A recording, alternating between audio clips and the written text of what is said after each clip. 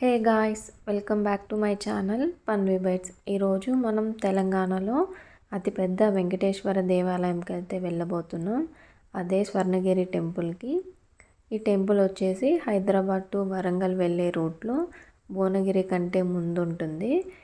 ఇది మనం main road నుంచి లోపలికి 1.5 to 2 కిలోమీటర్స్ అయితే వెళ్ళాల్సి వస్తుంది. ఓన్ వెహికల్లో కాకుండా బస్లో వచ్చే వాళ్ళైతే ఇక్కడ నుంచి ఆటోలో వెళ్ళాలి, లేదా కొంతమంది అయితే నడుచుకుంటూ వచ్చేస్తున్నారు. ఇక్కడ నుంచి అయితే మనకి వ్యూ పాయింట్ కనిపిస్తుంది చూడండి, చాలా చక్కగా ఉంది. మేమైతే ఈవినింగ్ టైంలో వెళ్ళాము, ఒక 5:30 to 6 ఆ టైంలో వెళ్ళాము. ఇక్కడ చాలా అంటే చాలా ప్రశాంతంగా ఉంటుంది. ఈ రోడ్ అంతా కొంచెం మట్టి రోడ్ లాగా ఉండడంతో ఇక్కడికి మనకి బస్ అనేది అలో లేదు. సో ఇక్కడ కాస్త చూసుకొని వెళ్ళండి. ఇప్పుడైతే మనం టెంపుల్లో నేను నైట్ విజువల్స్ ఎలా ఉంటాయో చూపించబోతున్నాను. ఇలా మనం ఎంటర్ అవ్వగానే ఇక్కడ మనకి చెప్పుల స్టాండ్, ఇలా లాకర్స్ ఉంటాయి, యూస్ చేసుకోండి. ఇలా కొంచెం ముందుకు రాగానే ఇక్కడ బ్రహ్మరథం అని ఉంటుంది. ఇందులో చుట్టూ వాటర్ ఫాల్స్ లాగా అయితే వాటర్ వస్తూ ఉంటాయి. చూడ్డానికి చాలా చక్కగా ఉంటుంది. మనకి టెంపుల్కి 2 సైడ్స్ ఉంటాయి. ఇదైతే మెయిన్ ఎంట్రన్స్, ఈస్ట్ గోపురం నుంచి ఎంటర్ అవ్వాలి. ఇక్కడ మనం టెంపుల్కి ఈ ద్వారం నుండే వెళ్ళాలి. ఈ ద్వారంని వైకుంఠ ద్వారం అని కూడా పిలుస్తారు. ఇక్కడ 108 స్టెప్స్ ఉంటాయి కదా, అంతకంటే ముందు ఇక్కడ స్వామివారి పాదాలు అయితే ఉంటాయి. ముందుగా అయితే వీటిని దర్శించుకొని ఆ తర్వాత అయితే మనం లోపలికి వెళ్ళాలి. ఇక్కడ 100 స్టెప్స్ ఉంటాయి కదా, దీన్ని దశావతారాల మండపం అని కూడా పిలుస్తారు. ఇక్కడ 10 మండపాల్లో స్వామివారి 10 అవతారాలు అయితే ఉంటాయి. మనం చక్కగా దర్శించుకోవచ్చు. స్టెప్స్ ఎక్కి పైకి ఎక్కుతుంటే మనకి 108 స్టెప్స్ ఎక్కిన ఫీలింగే ఉండదు. ఇక్కడైతే ఈ అవతారాలు నేనైతే కొన్ని షూట్ చేశాను. ఇక్కడ వచ్చేసి మనకి చూశారు కదా, ఇక్కడ మనకి రామ అవతారం, పరశురామ, బలరామ, కృష్ణ, కల్కి, ఇంకా వచ్చేసి అన్ని 10 అవతారాలు అయితే ఇక్కడ ఉంటాయి. చక్కగా వీటిని పాలరాతితో అయితే చేశారు. ఇక్కడ మనకి స్టెప్స్ ఎక్కంగానే ఇటు సైడ్గా మనకి గరుడ మందిరం అయితే ఉంటుంది. దీని వెనకాలైతే మనం ఆ విగ్రహాన్ని కూడా దర్శించుకోవచ్చు. ఇది వచ్చేసి మనకి పైకి రాగానే ఇక్కడ వ్యూ పాయింట్, ఇది ఇలా చూడడానికి ఇలా ఉంటుంది. స్టెప్స్ ఎక్కంగానే ఇక్కడ ఎదురుగా ఉన్నది వచ్చేసి ఈస్ట్ గోపురం. ఈ టెంపుల్కి రైట్ సైడ్లోనే హనుమాన్ టెంపుల్, ఇంకా జయ మండపం టెంపుల్, జయగంట, ఇంకా కోనేరు అవన్నీ ఉంటాయి. ఆ విజువల్స్ అన్నీ నేను ఇప్పుడు మీకు ఇక్కడ చూపిస్తాను.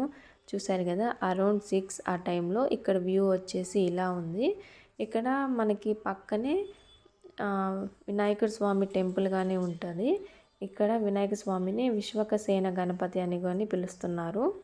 సో ఇక్కడైతే మనకి 500 రూపీస్ దర్శనం, 300 రూపీస్ దర్శనం, ఇంకా 50 రూపీస్ ఇంకా ఫ్రీ దర్శనం అయితే ఉంది. చూసారు కదా క్రౌడ్ అయితే ఎలా ఉందో. ఇంకా ఫ్రీ దర్శనంకి చాలా క్రౌడ్ ఉందని మేమైతే 50 రూపీస్ దర్శనం తీసుకొని వెళ్ళాము. మనకైతే లోపలికి వెళ్ళడానికి ఫోన్కి అలవ్ లేదు. సో ఇక్కడైతే మనకి లాకర్స్ అవైలబుల్లో ఉంటాయి. ఇక్కడ లాకర్స్లో డిపాజిట్ చేసేసి మనం లోపలికైతే ఎంటర్ అవ్వాలి. సో అంతకంటే ముందు మనం ఇక్కడ ఈ హనుమాన్ టెంపుల్ ఇవన్నీ కూడా ఒకసారి విజిట్ చేద్దాము. ఇక్కడ ఉన్న ఈ హనుమాన్ మండపం హైట్ వచ్చేసి 127 feet అంట. ఈ హనుమాన్ ఈ విగ్రహాన్ని ఏకశిలపై మలిచారంట. ఇది దాదాపు 30 feet వరకు ప్రతిష్ఠించారు. ఈ టెంపుల్లో ప్రతిష్ఠించిన విగ్రహాలన్నిటిని కానీ తిరుమల నుండి తెప్పించిన స్టోన్స్తో అయితే చేశారంట. ఈ ఒక్క హనుమాన్ టెంపుల్ని నిర్మించడానికే 5 years టైం పట్టిందని ఇక్కడ ఉన్న వాళ్ళు చెప్తున్నారు. అక్కడ మనకి హనుమాన్ ఉండే పోజ్ కానీ ప్రపంచంలో ఎక్కడ లేని విధంగా అయితే తయారు చేశారంట. సో చూస్తున్నారు కదా, ఇదంతా నైట్ విజువల్స్ ఎంత బాగుందో. మనకైతే మెయిన్ గోపురానికి అయితే ఇలాగ లైటింగ్ అంతా వేసి చాలా చక్కగా ఉంటుంది. చూశారు కదా, జనాలు అయితే టైం అయ్యే కొద్దీ చాలా క్రౌడ్ ఎక్కువ పెరిగిపోతుంది. ఇప్పుడైతే మనం లోపలికి ఎంటర్ అవ్వకంటే ముందు ఇక్కడ చూస్తున్నట్లయితే లాకర్స్లో డిపాజిట్ చేసేసి లోపలికి వెళ్ళాలి. మనము దర్శనం అయిన తర్వాత బయటకు వస్తే ఇక్కడ ఈ విజువల్స్ అన్నీ కనిపిస్తాయి. నార్త్ గోపురం నుంచి బయటకు వస్తాం కదా, చూసినట్లయితే ఇక్కడ హనుమాన్ చాలా చక్కగా ఉన్నాడు కదా. ఇక్కడ ఈ హనుమాన్ టెంపుల్కి పక్కనే మనకి జయగంట మండపం కానీ ఉంటుంది. చూసారు కదా, ఇది దాదాపు 1700 kgs బరువు ఉంటుందంట. దీన్ని మొత్తం కంచుతో తయారు చేసింది. ఆ గంటని కానీ మనం ఒక్కసారి మోగిస్తే దాని సౌండ్ వచ్చేసి 2 మినిట్స్ వరకు వినిపిస్తుందంట. అలాగే దాన్ని మనం టచ్ చేస్తే ఆ వైబ్రేషన్ కానీ 2 మినిట్స్ వరకు ఉంటుందంట. సో ఇప్పుడైతే అది ఓపెన్ లేదు, క్లోజ్ చేసున్నారు. ఇక్కడంతా చూస్తున్నట్లయితే చూడండి, అసలు అదొక జాతరలాగా ఎంత చక్కగా ఎంతమంది జనాలు ఉన్నారో, చాలా అంటే చాలా బాగుంది. సో ఇప్పుడు వచ్చేసి ఇక్కడ మనకి కొన్ని పిల్లలకి ఆడుకునేటివి కానీ ఉంటాయి. ఇటు పక్కన వచ్చేసి గోశాల కానీ ఉంది. మనం ఇప్పుడు కోనేరుకి వెళ్ళే ముందు ఇటువైపు అటువైపు వరాహమూర్తి ఉంటారు, వాళ్ళని దర్శనం చేసుకొని మనం లోపలికైతే వెళ్ళాలి. ఇప్పుడైతే మేము వచ్చినప్పుడు ఇక్కడ మనకి స్వామివారిని ఊరేగిస్తున్నారు, పల్లకి సేవలాగా చేశారు. మనకి వీలుంటే ఎవరైనా చేయించుకోవచ్చంట. స్వామివారిని చాలా చక్కగా చూసారా ఎంత అందంగా అలంకరించారో. మీరు కానీ ఒకసారి దర్శనం చేసుకోండి. చాలా అంటే చాలా పీస్ఫుల్ అండ్ పాజిటివ్ వైబ్స్గా చాలా బాగా అనిపించింది. దీనిని యాదాద్రి తిరుమల అని కానీ పిలుస్తారంట. సో మనకి తిరుమలలో ఉన్నట్టే ఇక్కడ పూజలు అన్నీ కానీ చాలా పెద్దగా చేస్తారు.